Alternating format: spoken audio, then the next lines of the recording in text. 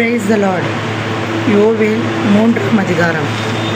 இதோ யூதாவுக்கும் எருசலேமுக்கும் உண்டாயிருக்கிற சிறையிருப்பை நான் திருப்பும் அந்நாட்களிலும் அக்காலத்திலும் நான் சகல ஜாதியாரையும் கூட்டி யோசபாத்தின் பள்ளத்தாக்கிலே அவர்களை இறங்கி போக பண்ணி அவர்கள் என் ஜனத்தையும் இஸ்ரவேல் என்னும் என் சுதந்திரத்தையும் புறஜாதிகளுக்குள்ளே சிதறடித்து என் தேசத்தை பங்கிட்டு கொண்டது நிமித்தமும் அவர்கள் என் ஜனத்தின் பேரில் சீட்டு போட்டு ஆண் குழந்தைகளை வேசிப்பணயமாக கொடுத்து மதுபானம் பண்ணும்படி பெண் குழந்தைகளை திராட்சரசத்துக்கு கிரியமாக கொடுத்தது நிமித்தம் அங்கே அவர்களோடு வழக்காடுவேன்.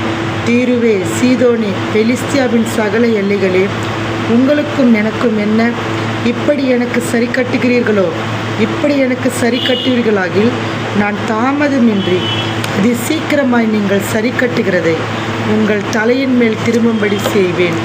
நீங்கள் என் வெள்ளியையும் என் பொன்னையும் எடுத்து இன்பமும் உச்சிதமான என் பொருட்களை உங்கள் கோவில்களிலே கொண்டு போய் யூதாவின் குமாரரையும் எருசலேமின் குமாரரையும் அவர்களுடைய எல்லைகளுக்கு தூரமாக்கும்படிக்கு கிரேக்கரிடத்தில் விற்று போட்டீர்கள்.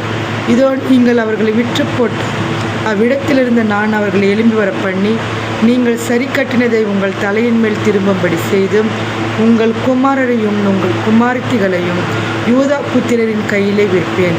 இவர்கள் அவர்களை தூரதேசத்தாராகிய சபையரிடத்தில் விற்று போடுவார்கள். கர்த்தர் இதை சொன்னார். இதை புறஜாதிகளுக்குள்ளே கூறுங்கள். யுத்தத்துக்கு ஆயத்தம் பண்ணுங்கள். பராக்கிரமசாலிகளை எழுப்புங்கள்.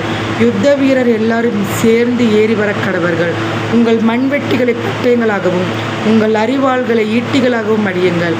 பலவீனனும் தன்னை பலவான் என்று சொல்வானாக. சகல ஜாதிகளே, நீங்கள் சுற்றிலும் இருந்து ஏகமாய் வந்து கூடுங்கள். கர்த்தாவே, நீரும் இங்கே உம்முடைய பராக்கிரமசாலிகளை இறங்க பண்ணுவீராக. ஜாதிகள் எழும்பி யோசபாத்தின் பள்ளத்தாக்குக்கு வருவார்களாக. சுற்றிலும் உள்ள ஜாதிகளை நியாயம் தீர்க்க அங்கே நான் வீற்றிருப்பேன்.